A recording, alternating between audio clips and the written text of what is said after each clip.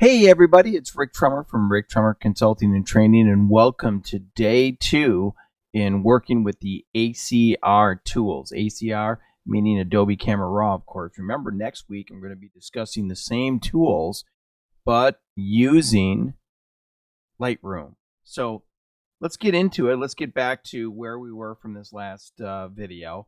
And we kind of left off at the straighten, kind of inside there to be able to take those horizons. The next tool that we have here is the spot removal, the shortcut.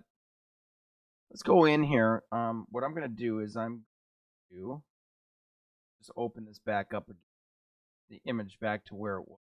Use my inability to escape out of that last thing. Anyway, let's go ahead now and let's use the spot removal tool. Again, B is the shortcut for that. Once you click into it now, the cool thing about this is we can make the spot as big as we want. If you click and hold, what it does is it'll bring this spot open and closed. Again, clicking and holding, kind of moving this to where you want it. Now you'll notice that right away it sets up another green box. That's where it's sampling from. So if this is the spot you want to take care of right here on the edge, the green is where you're sampling to take the actual item out. Now the nice thing about it is you can come back in here, click on an edge, and be able to make this a little bit larger. So what you can do is you can edit the size of that. And again, the green is where you're sampling from. The red is where you're covering up the spot. Now, the blue, like I have here, is for the new spot. So let's say I came down here and I clicked on this area right here. You notice that right away it created a spot where I was sampling from, and this is the area that I'm going to be using the spot tool. I'm going to make this a little bit smaller by clicking and holding onto the area that I want. I'm going to be moving it to the bad area, and I'm going to be sampling from another area. You can just click and hold onto the center area of that to be able to move the actual area that you're going to be using from the spot. Very easy to be doing this. I've got another one here. Let's go into that, and I'm going to bring this and make it much smaller. And I had a little spot right there on the nose, and I'm going to be sampling from just that area there.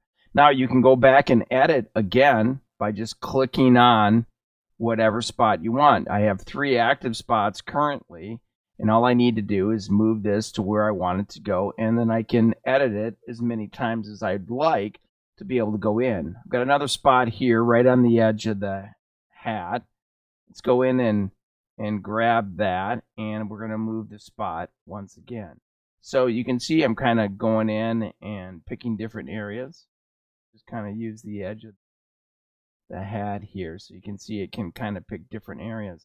So here I had it right on the edge of where the scarf was that's covering the forehead, and I went in and I just grabbed another area that was very similar to be able to retouch that. So unlimited amount of times I can go back and forth and click on any of these active spots and be able to work it, and that is the spot removal tool. It's a very great tool that's inside the application. People don't realize how much power these raw processing things have inside Photoshop.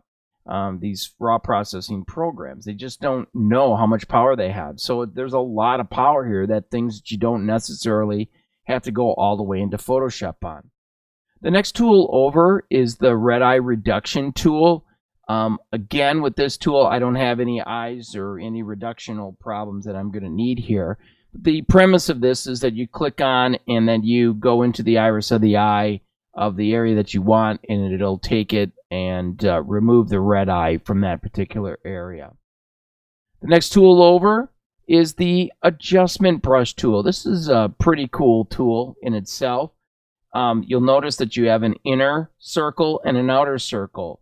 That's showing you the feathering of that particular brush. The inside circle is the very hard part of that, and then it goes to the outside tool that you're using. So let's say I wanted to grab the eye here.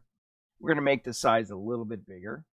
By the way, if you do use your bracket key, the right bracket key will bring it up in size and the left one will bring it down in size. So you can either use the size tooling over here, or you can use the left and right bracket tool. I'm going to click on the eye here, and you'll notice that it marked a spot there. Now I can come over and make a targeted adjustment right inside that area. So let's say I want that eye lit up just a little bit. Now you'll notice that I can still come in here and do this. Now, if I click on new, it'll start with a whole new area. But let's say I want both these eyes to be illuminated at the same thing. I can click on the next one to it. Now these are attached to each other. You'll notice that exposure-wise, it went over to the exact same exposure. And now when I click on them, they go identically at the same time. So what I've done is I've added those two so that they're hooked together.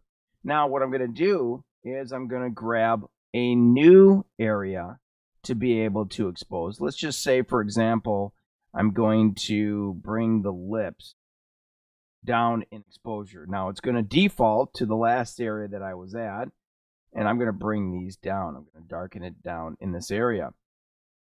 So very, very easy to do. I've got it two different areas here. Now if I want to go back to the last one, you'll notice when I hover over it, it shows me the feathering and what it's doing. And all I need to do is click on it, and it'll now create that as active. That's the one I'm working on currently. You'll notice this has a white area here. This is green with a little black inside. Means that's the current one that I'm working on.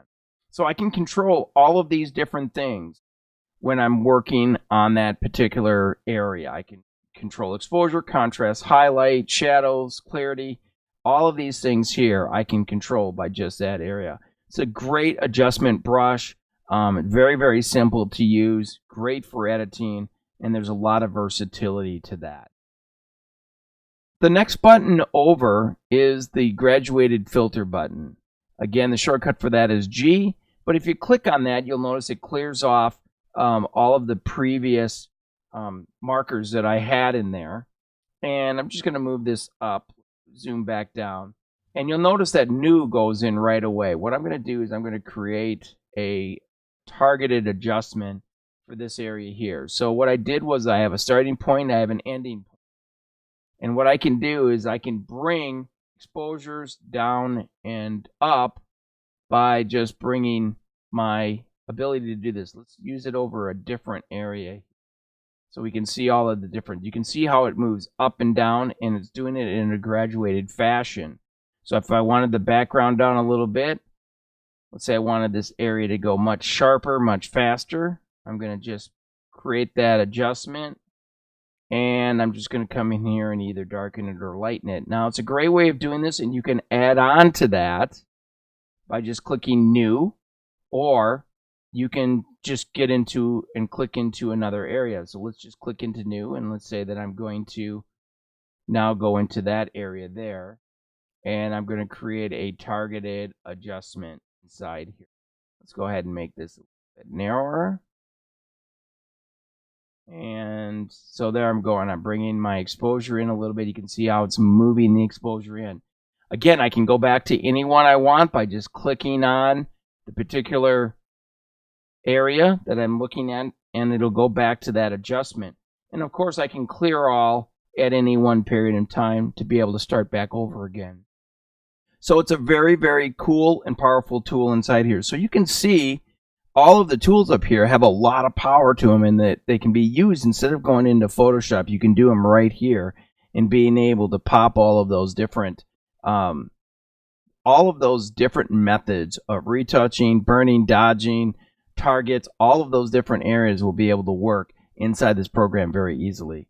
The next button over, of course, is your Opens Preference dialog box, so that'll get all of the different things that you're processing with that you'll be able to see. And of course, you've got your clockwise or counterclockwise. You'll be able to take the image left or right.